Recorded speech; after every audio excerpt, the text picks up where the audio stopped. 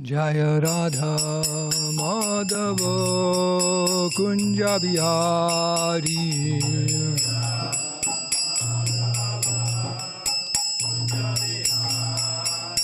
Jaya Radha Madhava Kunja Bihari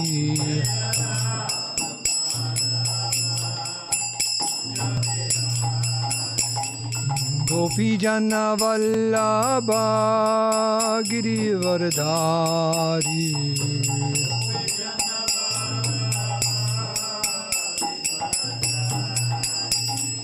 Gopi Jana Vallabha Girivardhari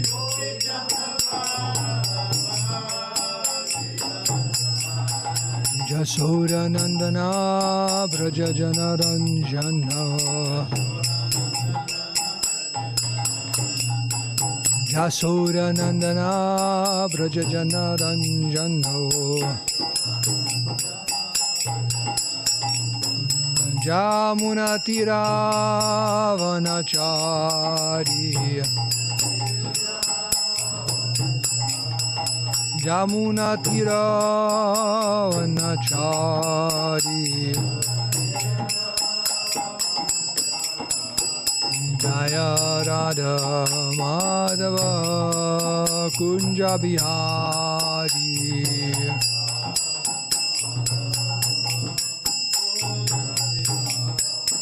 Jaya Radha Madhava Kunja Bihari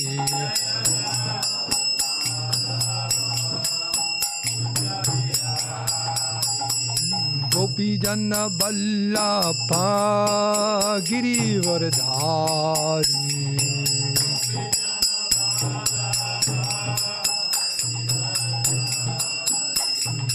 Gopi Jana Vallabha Girivardhari Girivardhari Jasura Nandana Braja Jana Ranjana Jasura Nandana Braja Jana Ranjana Jamuna Tira Vanachari Jamuna Tira Vanachari Jayo Radha Madhava Kunja Bihari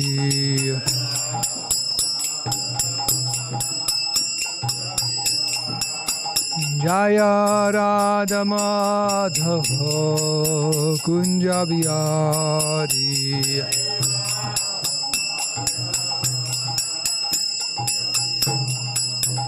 Jayo Radha Madhava Kunja Bihari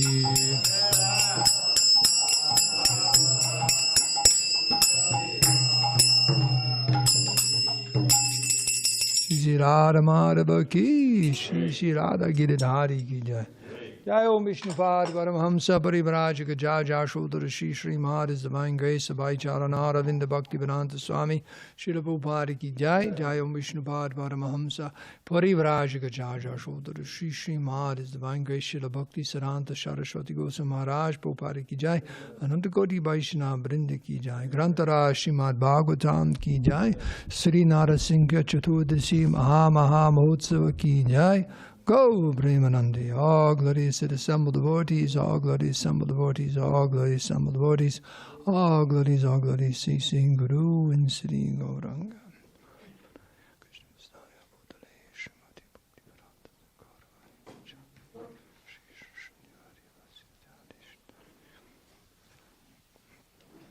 Okay. Hare Krishna Karuna Sindhu Dinabandhu. So this morning read from the Srimad Bhagavatam, 7th canto, 9th chapter, starting with text 3, 4, and 5. 5 has the purport. So that means Tomorrow will be verse 6. Okay.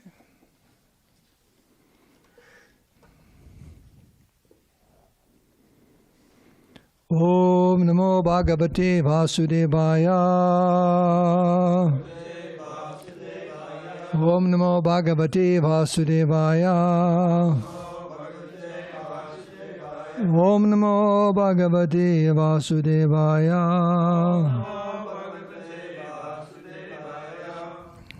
Pradam Presayam Asa Brahma Avastitam Antike Tata Prasamayopehi Swapitre Kupitam Prabhum Praradam Prayasayam Asa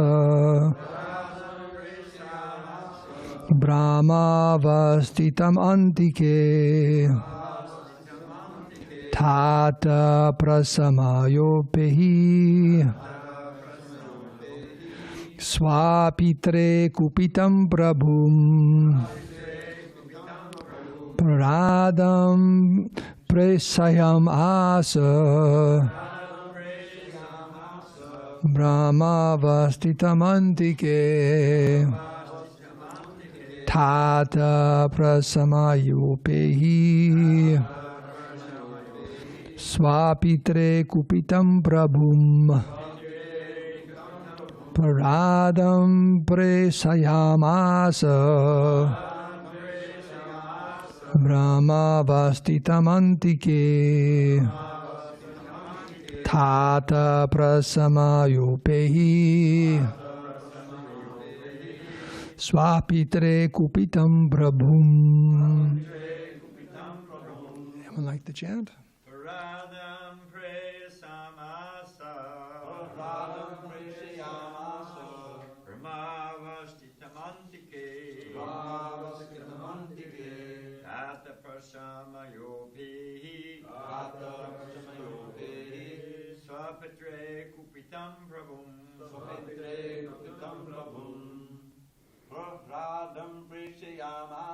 Prahlāda Mahārāja Brahma Vastitam Antike Tata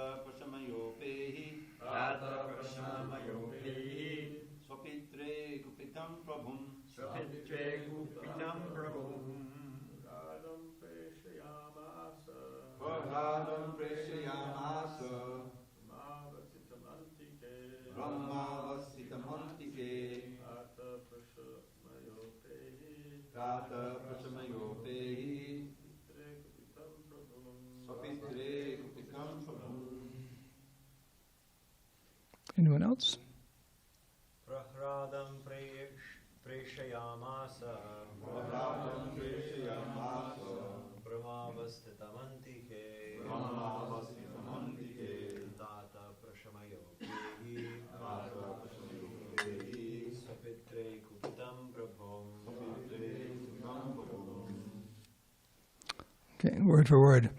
Prahlādam, Prahlāda Mahārāja. Presayam, Asa, requested. Brahma, Lord Brahma. Avastitam, being situated. Antike, very near. Tata, my dear son. Prasamaya, just try to appease. Upehi, go near.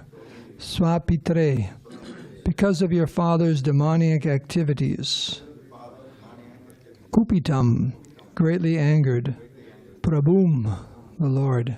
Translation. Thereafter, Lord Brahma requested Prahlāda Mahārāja, who was standing very near him, my dear son, Lord Nṛsiṁhadeva is extremely angry at your demoniac father. Please go forward and appease the Lord. Text 4 translation. Narada Muni continued, O king, although the exalted devotee Prahlāda Mahārāja is only a little boy, He accepted Lord Brahma's words. He gradually proceeded toward Lord Nṛsiṁhadeva and fell down to offer his respectful obeisances with folded hands. Text 5 translation. When Lord Nṛsiṁhadeva saw the small boy Prahlāda Mahārāja prostrated at the soles of his lotus feet, he became most ecstatic in affection toward his devotee. Raising Prahlāda, the Lord placed his lotus hand upon the boy's head because his hand is always ready to create fearlessness in all of his devotees. Purport by Srila Prabhupada. The necessities of the material world are 4. Ahara, Nidra, Bhaya, and Maituna. Eating, sleeping, defending, and mating. In this material world, everyone is in fearful consciousness, sada smugdadhyam, and the only means to make everyone fearless is Krishna consciousness. When Lord Nṛsiṁhadeva appeared, all the devotees became fearless. The devotee's hope of becoming fearless is to chant the holy name of Lord Nṛsiṁhadeva. Yato yato yami tato Nṛsiṁha. Wherever we go, we must always think of Lord Nṛsiṁhadeva. Thus there will be no fear for the devotee of the Lord. Om Gyan Dimirandasya Gyananjana Salakaya Chakshuran Minitam Nena Taismai Sri Gurave Namaha Shri Chaitanya Manobhistam Stapitam Dena Bhutale Swayam Rupa Kadamayam Dadati Svabadantikam Sri Krishna Chaitanya Prabhu Nityananda Sri Advaita Gadadhara Shivashri Gaur Bhakti Vrinda Hare Krishna Krishna Krishna Hare Hare Hare Rama Rama Rama Hare Hare Banchikapatarubhasya Kripa Sindhu Bevacha Patitanam Bhavani Bho Vaishnavi Bho Namo Namaha. So, by your good wishes and prayers, I'll try to say a few words. What I wanted to speak on this morning is this abhayam, fearlessness. Now, Prahlāda Mahārāja actually is listening a while back, Prabhupada's classes on these verses we just read. One thing he said was that no one could appease Lord Nṛsiṁhadeva, so Lord Brahma finally asked Prahlāda Mahārāja to go forward, and he told him it's your responsibility to appease him because he came here because of you. He said it was a subtle etiquette. You know, he says, more or less it's your fault that Lord Nṛsiṁhadeva is here and he's really angry and no one can appease him, so maybe you can do something because he came on your request to kill your father. So see what you can do. And then Prabhupada also said it was just like pushing a little boy into a lion's cage. And he said, little boy, 5 years old, and he's like, go ahead, go get close. So it's almost like leading a little boy into a lion's cage. So Prabhupada mentioned these two things in the class on these verses when he was speaking. But about Prahlāda Mahārāja being this fearlessness, later on, we'll read a few selections. There's a few verses later on in this chapter I just want to touch on, and then also we'll be reading something from Rupa Vilasa's book. Prabhupada's some quotes on what it means to be fearless. So later on in this chapter, starting with, this is just 2 or 3 verses I wanted to reference, and they'll be coming up in a few weeks. Text 15, there it is. I'll just read the purports. So this is chapter 9, text 15. My Lord, who are never conquered by anyone, I am certainly not afraid of your ferocious mouth and tongue, your eyes bright like the sun, or your frowning eyebrows. You ever have someone frown at you with their eyebrows? Yeah. It's like, whoa, okay. Okay. I do not fear your sharp, pinching teeth, your garland of intestines, your mane soaked with blood, or your high wedge-like ears, nor do I fear your tumultuous roaring, which makes elephants flee to distant places, or your nails, which are meant to kill your enemies. Can you imagine if someone rang your doorbell and you open it up, it was Lord Nṛsiṁhadeva looking like this, what would you do? It'd be fearful, right? It's pretty fearful. But Prahlāda Mahārāja is saying he's not at all afraid of this. He's not at all afraid. let's see, in text 16, O most powerful, insurmountable Lord, who are kind to the fallen souls, I have been put into the association of demons as a result of my activities, and therefore, so he's saying, I'm not afraid of this form of yours, which is ferocity personified, but now in the next two verses I'm referencing, he's explaining what he is afraid of. And Krishna says in the Bhagavad Gita, in the 18th chapter, when he talks about understanding in the three modes of nature, understanding in the mode of goodness, one of the symptoms is one knows what is to be feared and what is not to be feared. You know, sometimes people talk about, actually, I don't see it around anymore. Remember the T-shirt? No fear? Yeah. Remember that was a big thing, bumper stickers and all that. I guess something happened to them. But actually, even for the self-realized soul, you can say there's on one hand, fearfulness, just like Prahlāda Mahārāja is bringing up here. Sometimes we talk about people being very, very brave, but that doesn't mean they're not have some fear. But despite the fear, they act in a very, very brave way. So Prahlāda Mahārāja, on one hand, he's not afraid of Lord Nṛsiṁhadeva, and everyone else in the universe is, but he is afraid of something. So he brings it up in these two verses I'll reference now. Says, I am very much afraid of my condition of life within this material world. When will that moment come when you will call me to the shelter of your lotus feet, which are the ultimate goal for liberation from conditional life? So this is Prahlāda Mahārāja saying that he's very, very fearful of his life in this, living in this material world. And when, Krishna, when will you call me? And then this is a very famous verse here, 43. The last reference here. Prahlāda Mahārāja is saying, oh best, this is the Naivo Dvijay Paraduratya Vaitaranyas verse. O best of the great personalities, I am not at all afraid of material existence. So now he's saying he's not afraid of material existence. For wherever I stay, I am fully absorbed in thoughts of your glories and activities. My concern is only for the fools and rascals who are making elaborate plans for material happiness and maintaining their families, societies, and countries. I am simply concerned with love for them. So even though the material world is a very fearful place, Prahlāda Mahārāja is pointing out for one who is fully absorbed in Krishna consciousness, this tadvirya gayam mahamrita magna chitta, his conscious fully absorbed in Krishna consciousness, he actually has nothing to be afraid of because he's always feeling Krishna's presence. And if there is something to be worried about, it's the fallen conditioned souls, the people suffering in this material world. That absorbs the consciousness of the devotee so much that he's no longer really concerned about his own situation. He knows that Krishna will take care of everything. He's just moved by compassion for the fallen conditioned souls. So now as far as this material world, let me read these few verses first, then we'll read from Without Fear book. But this is taken from the Mukundamala Stotra. There's a few verses here because Prahlāda Mahārāja is describing his fearfulness of this material existence. So I wanted to read text 10, 11, 12, and 13, which Maharaj Kulashekar is describing some verses about this material world and how to see it and why it's a very fearful place. So first he says in text 10, O foolish mind, stop your fearful fretting about the extensive torments imposed by Yamaraj. Now today people don't really believe in Yamaraj, but he's there, and there's a few, it says it's not the extensive list of everything he's got going on his planet, but the 5th canto, some highlights of what happens to the conditioned souls. So those following the Vedic way of life, they understand that, boy, if I go to Yamaraj, it's not going to be nice. Just like I read this little thing, the description of living in castles. And they're in the Middle Ages in Europe.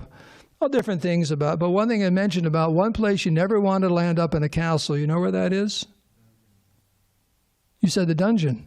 Yeah, you don't want to land up in the dungeon. Because it was, I mean, the castles were horrible anyways. Apparently filled with all kinds of people. They always stunk like anything. You know the moat around the castle? It stunk. You know why? Everyone threw out the window. Yeah, they just threw it out the window into the moat. I mean, it was definitely a deterrent for enemies.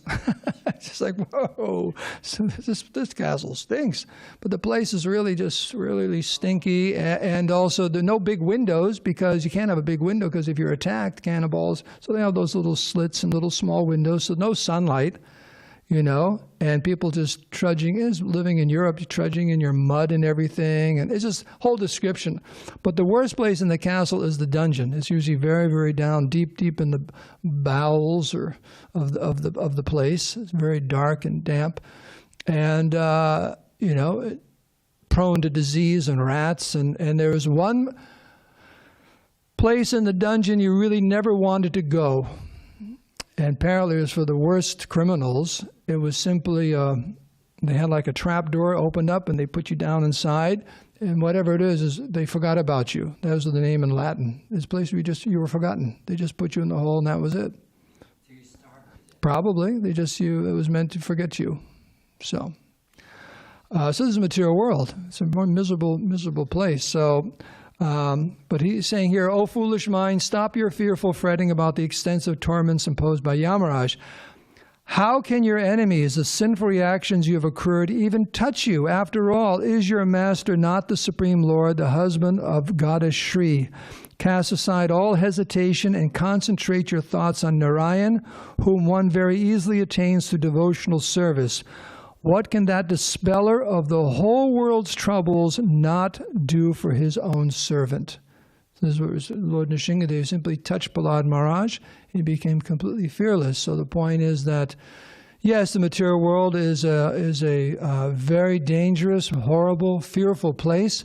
But if one is taking shelter of the Supreme Personality of Godhead, chanting His holy names, rendering devotional service, what can that dispeller of the whole world's troubles not do for his own servant?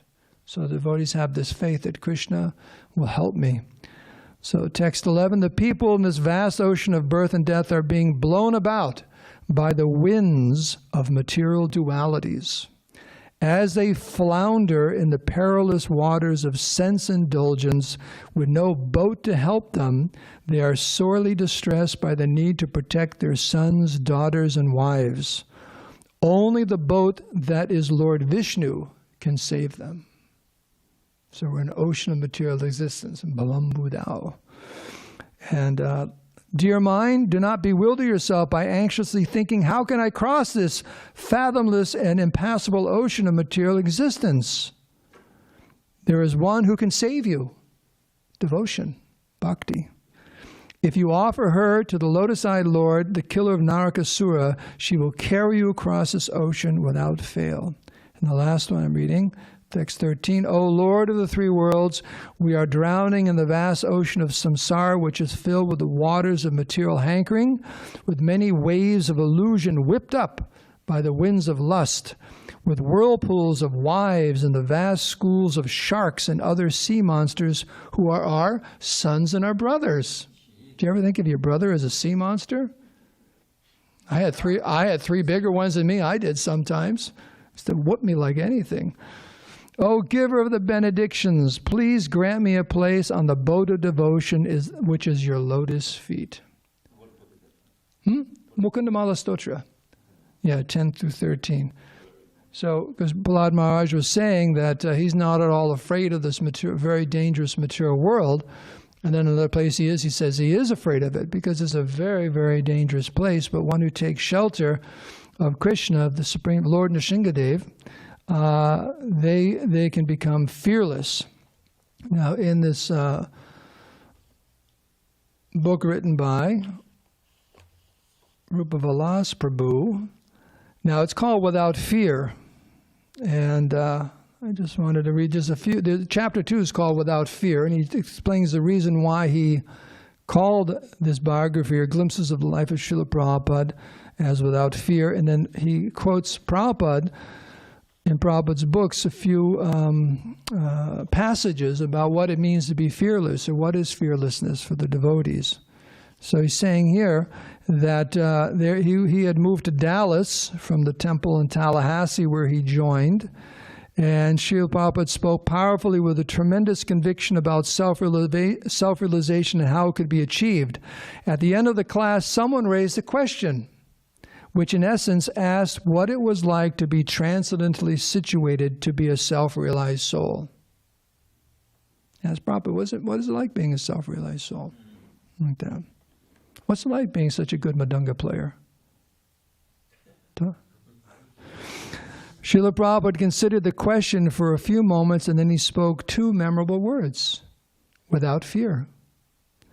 And then he smiled in a way that Sally Argawal, the wife of Srila Prabhupada's first sponsor in Butler, Pennsylvania, said could be only described as oceanic. As he uttered those words, I felt trembling, the hairs of my body stood on end, I had goosebumps, and I felt fearless, ecstatic, and emotional all at once. I felt a little self-conscious, not wanting to make a display of my feelings, but as I looked around the room, I saw that many other devotees had jubilant expressions on their faces. It was as though a wave of ecstatic energy had emanated from Srila Prabhupada and then passed through us. For a few moments, we knew what it was like to be situated in transcendence, fearless and blissful. I later questioned some of the other devotees about the experience, and they confirmed that they had also temporarily felt that same fearless, ecstatic state that Srila Prabhupada had articulated. And he goes on to explain in a few paragraphs that it's described that devotees who are on the Madhyam platform, by their association, you develop Shraddha. But you can, in the association of Uttam Adhikari, Paramahamsa, just by their association, actually experience what it's like to have bhava. And then he goes in explaining that, there's different symptoms of bhava, like rolling on the ground and hair standing on and trembling and weeping and so on. And of course, the Prakrita Sahajiyas sometimes imitate. But Rupa Goswami explains in his Bhakti Rasamrita Sindhu that there's other symptoms of the Paramahamsas which are not possible to imitate. Things like forgiveness, concern that time should not be wasted, detachment, hope, taste for the holy names. Anyone can roll around on the ground and pretend they're in ecstasy. This is one lecture Achyutananda Swami gave many, many years ago. He was explaining he was at a pandal in India, and there was a very, very famous Mayavadi speaker, and he was speaking about Rasa Leela. Put those two together. As a Mayavadi, he was speaking of Rasa Leela, and he was crying like anything on the stage, just like weeping and crying and everything. And then he went back after the lecture to meet him, and he noticed he pulled 2 chilies out of his nose. So his tears were chili induced. Chili bhav, like that. So, it's easy to start crying if you want. Sankarshan, Hare Krishna. You're having a hard time back there, aren't you? Okay. You should stand up on one foot, like Hiranyakashipu, and see what, like that. Okay, so here, let's skip over. Here's some, there are many confirming descriptions of the fearless state experienced by advanced transcendentalists in Vedic literature. In Bhagavad Gita, so these quotes from Prabhupada. In Bhagavad Gita, it is said that in order to make spiritual progress, one must become fearless. Abhayam sattva samsuddhi. There's that list of different qualities given in the very first verse of the 16th chapter. Fearlessness is the result of material involvement. That's when we become fearful. Fearfulness, is the result of material involvement. It is also said in Srimad Bhagavatam, Bhayam dutiya biniveshita syat. Fearfulness is a creation of the bodily conception of life. As long as one is absorbed in the thought that he is this material body, he is fearful. And as soon as one is freed from the material conception, he becomes Brahma Bhuta, or self-realized, and immediately becomes fearless. Brahma Bhuta Prasanatma. See, everything can be going on very, very nice, and all of a sudden something scares us, right? In my personal life, Mahabharata and I like walking out in nature, and he always walks in front, and I enjoy that. You know why? Snakes. Yes, he always gets the snakes first. There's a few times we had to jump out of the way, rattlesnakes. So you're walking along us, and you see a rattlesnake, your whole body, your whole consciousness changes like anything. They raise their head and they got the rattle's actually a good thing, you know that? Because it warns you. Because they don't really want to have a fight. They don't want to bite anyone. Rattlesnakes, they have the rattle just like, hey, I'm here. Other snakes don't do that. They just bite you. So anyways, but it's amazing when you just walk, all of a sudden there's a snake about 2 feet from you with that look in their face, you know. Fearfulness. My existence could end. This could be very painful, horrible. So Srila Prabhupada exhibited his quality of fearlessness in all his activities, in his taking sannyas, his single-handed efforts to publish books and preach in India, his journey to New York, in his full dependence on Krishna in every circumstance, in his confronting dangers and obstacles, in his bold presentation of Krishna consciousness, in his meetings with powerful politicians, clergymen and leaders, and finally in his fearless meeting with death. O King, constant chanting of the holy name of the Lord after the ways of great authorities is a doubtless and fearless way of success for all, including those who are free from all material desires, those who are desirous of all material enjoyment, and also those who are self-satisfied by dint of transcendental knowledge. And here's another reference with Kardama Muni. Kardama Muni continued, I have achieved the blessings of the Lord in discharging my own religious life of austerity, meditation, and Krishna consciousness. Although you have not yet experienced these achievements, which are free from fear and lamentation, I shall offer them all to you because you are engaged in my service. So who's he speaking to here? Devahuti. Yeah, his wife. You're granting her these things. Now just look at them. Just look at them. Here's the benediction. He says, just look at them. I'm giving you the transcendental vision to see how nice they are. So, as Kardama Muni points out, one may not be permanently situated in this fearless state born out of the mercy of the Lord and his representatives. However, Srila Prabhupada was giving us a taste of fearless happiness and indicated that there was plenty more where that had come from. He, like Kardama Muni, was offering us a glimpse or shadow of bhava or fearlessness and ecstasy because we were engaged in devotional service and were thus giving pleasure to both him and the Supreme Lord. Here's another quote. What are the graces of the Lord? It is stated here that the graces of the Lord are abhaya, free from fearfulness. In the material world, if someone accumulates $1 million, he is always full of fear because he is always thinking, what if the money is lost? But the benediction of the Lord, Bhagavat Prasad, is never to be lost. It is simply to be enjoyed. There's no question of loss. One simply gains and enjoys gaining. Bhagavad Gita also confirms this. When one achieves the grace of the Lord, the result is that sarva dukkani, all distresses are destroyed. When situated in the... Yes, it does. Dukkani. Sarva dukkani. Does that make sense? Yes, you're right. It should be sarva sukhani, all happiness, right? Yeah. Get to call that editor. Okay. All the stresses are destroyed. Yes, it should be sarva dukkani nashanam or something like that. When situated in the transcendental position, one is free from 2 kinds of material diseases, hankering and lamentation. This is also stated in Bhagavad Gita. After devotional life begins, one can achieve the full result of love of Godhead. Love of Krishna is the highest perfection of Bhagavad Prasad or divine mercy.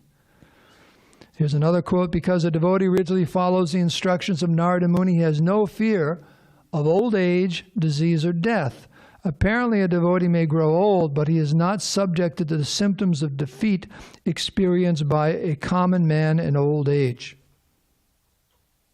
Old people feel kind of defeated, don't they? When they get really old, it's all over. And it's so much difficulty and so on. And no one really likes you around anymore, right? Well, when you get really old, it's like you're just a botheration, right? It's true.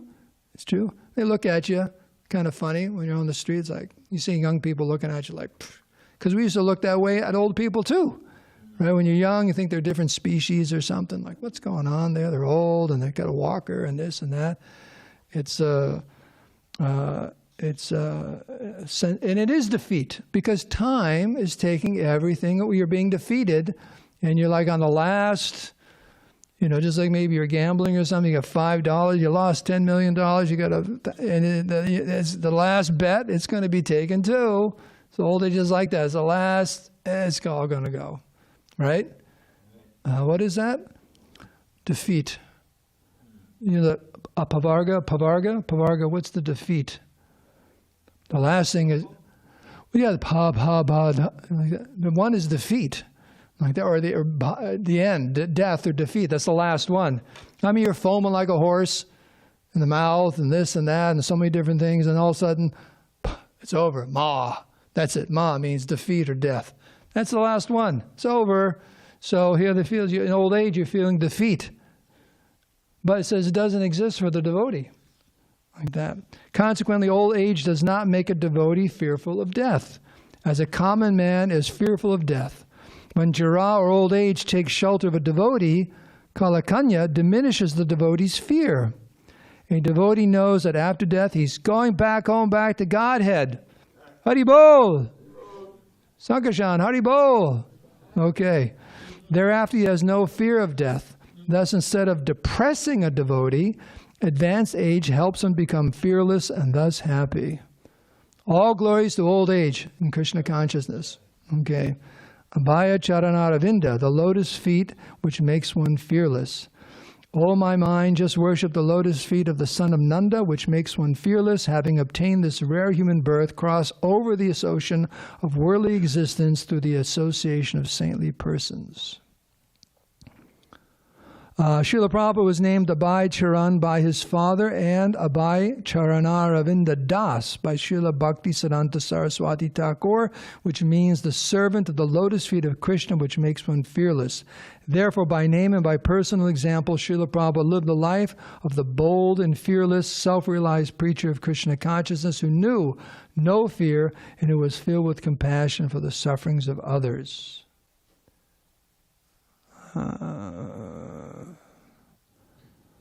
And there was, I was going to read this last week in class, the story about, what is it, Ramananda Roy's brother, the one who was raised up on the Changa. Who is that? Patanayaka? Gopinath Patanayaka? The whole story there. But what it was, he was, the prince was trying to realize some money for him and threw him up, put him on this called the Changa, which is a platform, and then they push you off of it and you land on a whole bunch of swords that are upraised like that. Talk about fearfulness. I mean, it's like, But Lord Chaitanya asked, well, what was he doing? Because they asked Lord Chaitanya to help him, save him, and so on. There was a whole pastime there. But the messenger told Lord Chaitanya that, well, when he was up there, he was fearlessly, incessantly chanting the Maha Mantra, Hare Krishna, Krishna Krishna, Hare Hare, Hare Rama, Rama Rama, Hare Hare. And Srila Prabhupada was always brave and fearless. Even as a boy, he was brave, and his courage never failed him.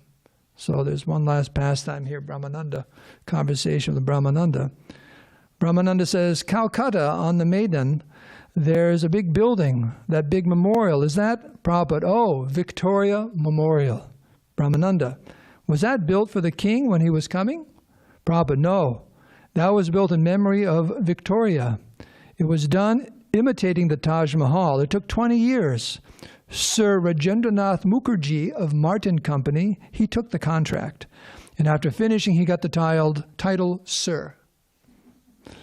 Okay. And when it was being constructed, I went to the top by crossing the scaffolding. Brahmananda, you must have been very brave. Prabhupada, yes, and I am still brave. Otherwise, how could I come alone to preach Krishna consciousness? I am still brave. Devotees, Jai Srila Prabhupada. Prabhupada, some astrologer told that this boy, for executing his purpose, will enter into the fire. Yes. So Srila Prabhupada was fearless and brave, and he entered the fire for us. Srila Prabhupada ki Jai. So, Lord Nṛsiṁhadeva is that form of the Lord which brings, more than any other form, fearlessness for all the devotees, that he will give you that protection internally and externally. And as these verses are being read in this chapter, and especially the ones I referred to earlier in the class, they bring this point up specifically. One is fully absorbed in Krishna consciousness, free from the bodily concept of life, always feeling Krishna's presence. Then where's fearfulness? Prabhupada gives the example about, maybe it's from his own life, that at the zoo, the little boy is holding the father's hand and the lion's roaring, and he could care less. Not all because he's holding on to his father's hand, could care less. So Krishna says at the end of the Bhagavad Gita, Ma suchaha, sarvam dharmam parityajya mamekam sharanam braham tvam savapapibhyo ma suchaha. So he's saying, don't hesitate, don't fear, just surrender unto me, and I'll protect you from everything. All Krishna says, Ma, don't worry about it. I'll protect you. Krishna will protect you, so don't be afraid. That in the Bhagavad Gita. So there's a few points here about fearlessness, and what to be afraid of and what not to be afraid of. That's very, very important. So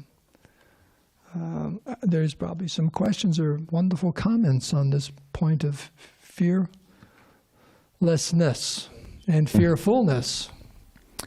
We heard in the sixth canon, we heard the Narayana Kavacha, the armor of Narayan mantras, right? And one of them is related to Lord Nṛsiṁhadeva. If you allow me to share it. Vidikshu dikshu dvamadaksa mandarandar bahir bhagavan Nṛsiṁha Bahapahyan loka bhayam svanena svatejasa gwasta samasta teja. Prahlāda Mahārāja loudly chanted the holy name of Lord Nṛsiṁhadeva. May Lord Nṛsiṁhadeva, roaring for his devotee Prahlāda Mahārāja, protect us from all fear of dangers created by stalwart leaders in all directions through poison, weapons, water, fire, air, and so on. May the Lord cover their influence by his own transcendental influence. May Nṛsiṁhadeva protect us in all directions and in all corners above, below, within, and without. Antar Bahir. Anything else? Yeah, I was just going to say that Prabhupada says of eating, sleeping, mating, and defending. Defending, he also describes as fearing.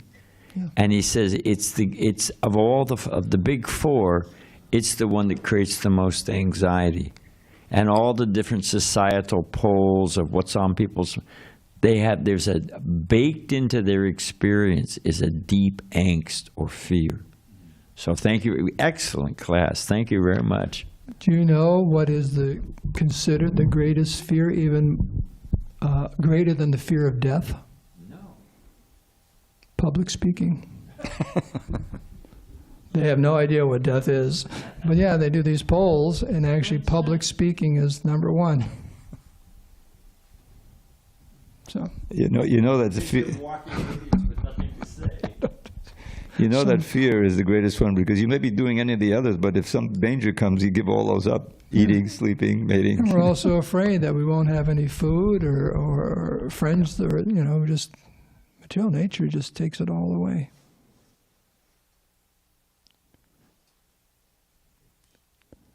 So I'm afraid we have to end now. Okay. All glories to Srila Prabhupada, Lord Nṛsiṁhadeva ki jai. May he protect us all. Yes.